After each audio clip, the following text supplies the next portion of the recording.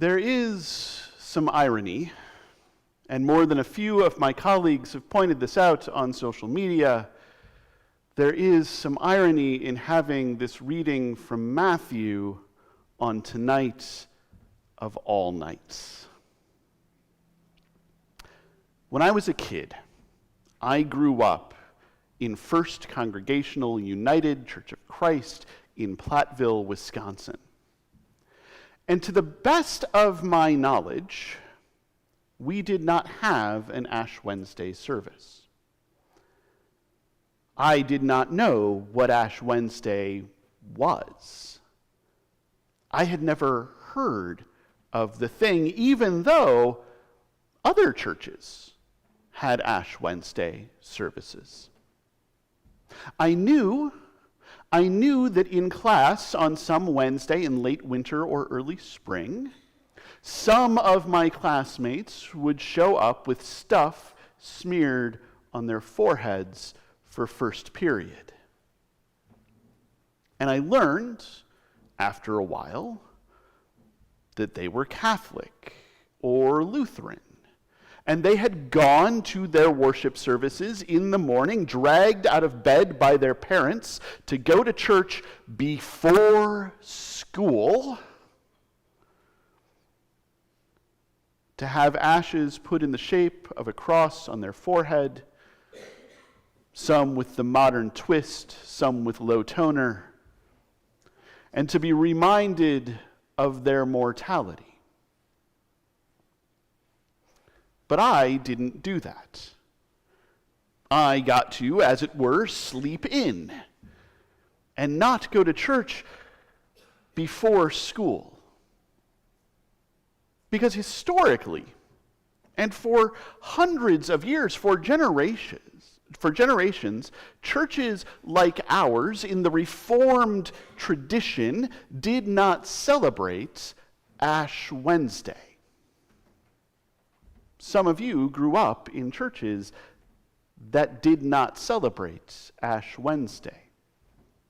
And the reason was that Reformed churches had this thing called the regulatory rule of worship. And it meant that if something was not spelled out explicitly in the New Testament, we were not gonna do it. There are still churches in the Reformed tradition that do not celebrate Ash Wednesday. There are sites on the interwebs where people in the Reformed tradition will tell you why it is terrible to celebrate Ash Wednesday and Maundy Thursday and Good Friday and really all of Lent and most of Advent. There was a time when Congregationalists did not celebrate Christmas. There was a time, in fact, when we outlawed the celebration of Christmas, because nowhere in the New Testament does anybody celebrate Christmas. Sometimes we get a little hung up on some rules. We try to make something hard and fast and say, this is the way it should be done. There is no other way. Every other way is suspicious or evil or somehow a manifestation of the powers of sin and death and everything that makes life less. But somewhere along the line, somewhere in the mid to late 20th century, there was this move to bring Christian worship a little bit more together, to borrow from each other, and sometimes outright steal from each other, and to look back to those old traditions that maybe weren't so much found explicitly stated in the New Testament or anywhere in Scripture, but that still could mean something. Because it turned out that this thing, These things that we were suspicious of, that we thought might be vehicles of the powers of sin and death and everything that makes life less, could also just as well be vehicles of grace. And so we started trying it. And by the time I was in seminary, it was not uncommon for those of us in Reformed traditions who did not grow up with Ash Wednesday to go get some ashes smeared on our forehead and to be reminded of our mortality. Because there is, in fact, something useful in that. And there is, in fact, something useful in taking a season to be mindful of who we are and what we are made of, and who we are made by and whose image we bear. Remember, O mortal, that you are dust.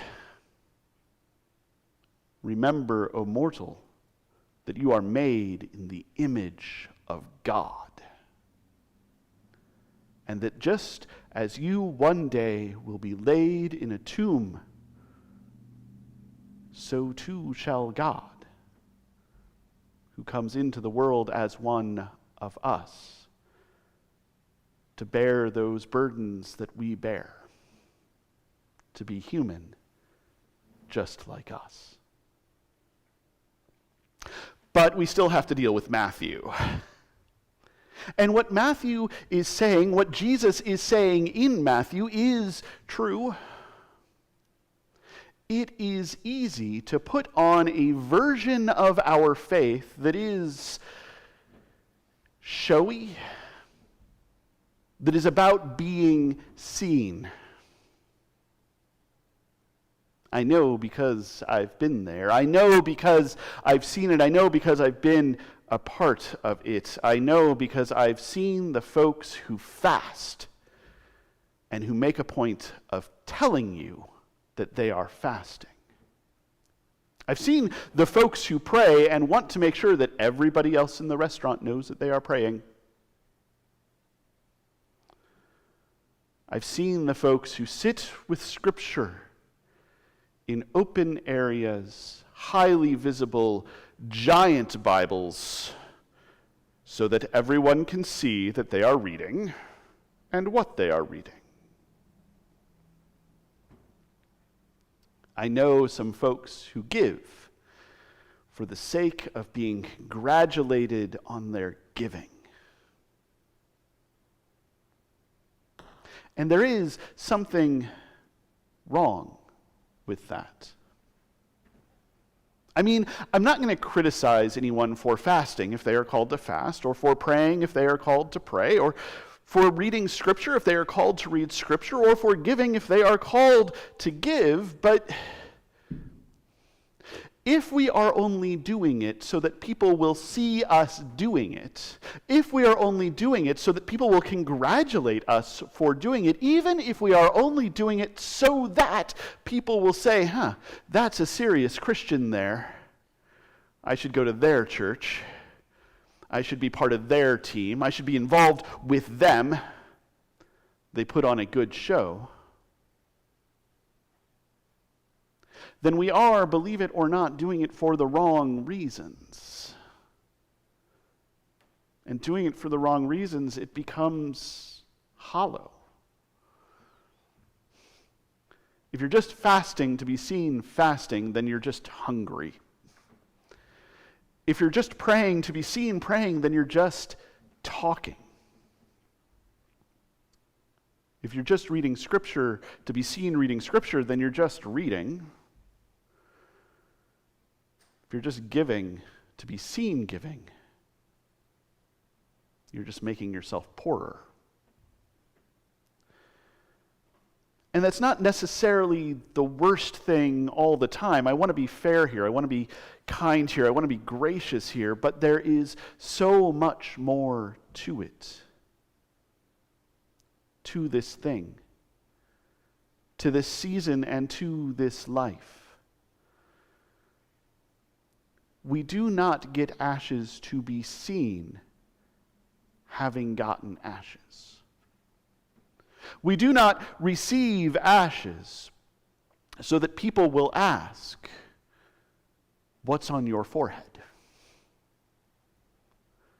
We do not receive ashes so that we can tell people why we received ashes. We receive ashes to remember whose we are, who made us, whose image we bear. We can do that without ashes. We can do that washing our face right afterwards. We can do that without anybody else knowing, and it would still remind us of who we are, what we are made of, whose image we bear. We can fast with oil on our face, with gladness radiating out of us, and gain the benefits of going without. We can pray in secret and silently, and still be heard by the God who is love. We can read, having hidden our Bible in a copy of Mad Magazine, and gain knowledge and insight from the Scriptures. We can give anonymously and without anyone knowing, and be making a gift to God, who needs nothing and who will repay abundantly when we are in need. I do need to be clear about something. Jesus is not criticizing any of those things. Jesus is not criticizing fasting. Everyone around him fasted. Jesus is not criticizing praying. Everyone around him prays. Jesus is not criticizing reading Scripture. Everyone around him reads Scripture. Jesus is not criticizing giving. Everyone around him gives. It is what everybody does. The problem is not the act, it is the reason behind the act. And so I am telling you this. As we go out tonight, having received these ashes, as we go through Lent, practicing our faith, watch the reason. If we are doing it to be seen, well, then we're just being seen doing it. We're just putting on a show. And the prophets have things to say about putting on shows and how God feels about shows. But if instead we are taking this season to turn our hearts toward God, to remember what we are made of and whose image we are made in, well, then some folks might see us and be amazed. Some folks might see us and be judgmental. Some folks might not see us at all. And we will still benefit from the work that we are doing. For this is the work of Lent. This is, dare I say it, the work of Christian life. This is the work of Christian discipleship. This is the work that we are called to do. Not simply to be seen, but to abide in the God who makes us, to abide in the God who gives us life, to abide in the God who is love. And yes, people might see us do that. And yes, that might be wonderful. But that is not the reason. The reason is that we might enjoy those benefits that God offers the life that God offers, the love that God offers, the reign of love that God is calling us into even now. So go through this season not worrying about what people see, not worrying about what people say, not worrying about what people think. Go through this season, your mind focused on God. And when we arrive at the end of this season, our minds focused on God, our hearts focused on God, our lives focused on God. What a wonderful new thing we will see that God is doing.